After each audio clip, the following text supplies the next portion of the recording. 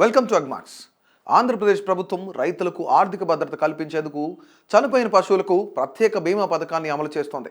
ఈ పథకం ద్వారా రైతులపై భారం తగ్గించేందుకు కేంద్ర, రాష్ట్ర ప్రభుత్వాలు కలిసి బీమా ప్రీమియంలో 85% రాయితీ అందిస్తున్నాయి.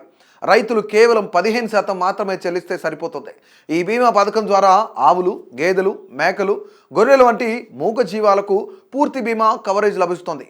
గతంలో పశువులు చనిపోతే వచ్చిన నష్టాన్ని కొంతమేరకే భర్తీ చేసేవారు. కానీ ఇప్పుడు ఈ కొత్త పథకం వల్ల పూర్తి స్థాయిలో నష్టపరిహారం లభించి రైతులు ఆర్థిక ఇబ్బందుల నుంచి బయటపడే అవకాశం ఏర్పడింది. ఈ పథకం అమలులో భాగంగా రాష్ట్ర వ్యాప్తంగా ఉచిత పశు వైద్య శిబిరాలు ప్రారంభమయ్యాయి. ఈ శిబిరాల్లోనే రైతులు బీమా ప్రీమియం చెల్లించవచ్చు. అలాగే పశువుల ఆరోగ్య పరీక్షలను కూడా ఉచితంగా నిర్వహిస్తున్నారు. ఈ నెల 31వ తేదీ నుంచి రాష్ట్ర వ్యాప్తంగా నిర్వహించే ఉచిత పశు వైద్య శిబిరాల్లో అర్హత ఉన్న అన్ని పశువులకు బీమా సౌకర్యం కల్పిస్తున్నారు. ఇంకా ఈ పథకంలో ఇప్పటి వరకు నమోదు కాని పశు పోషకుల వివరాలను కూడా ఈ శిబిరాల్లోనే సేకరిస్తారు. పశువులు మరణించినప్పుడు రైతులకు ఆర్థిక నష్టం కలగకుండా ప్రభుత్వం ఈ విధంగా అండగా నిలుస్తోంది. పశువుల బీమా పథకం కింద రైతులకు భారీ ప్రయోజనాలు అందుతున్నాయి.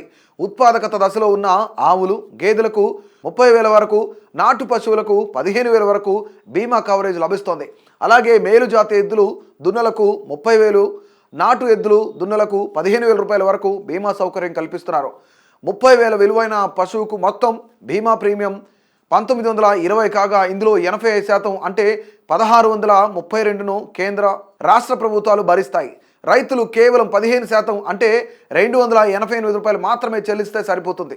అదేవిధంగా 15,000 రూపాయలు విలువైన దేశవాళీ పశువుల మొత్తం ప్రీమియం 960 రూపాయలు కాగా ఇందులో ఎక్కువ భాగాన్ని ప్రభుత్వాలే భరిస్తాయి. రైతులు కేవలం 144 రూపాయలు మాత్రమే చెల్లించాలి. అయితే ఈ బీమా పథకానికి కొన్ని పరిమితులు ఉన్నాయి.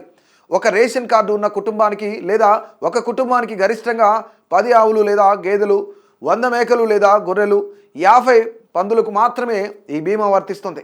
పశువుల బీమా మొత్తం ప్రీమియం చెల్లింపు విధానం, అర్హతలు వంటి పూర్తి వివరాలను సంబంధిత పశు వైద్య అధికారులను సంప్రదించి తెలుసుకోవచ్చు.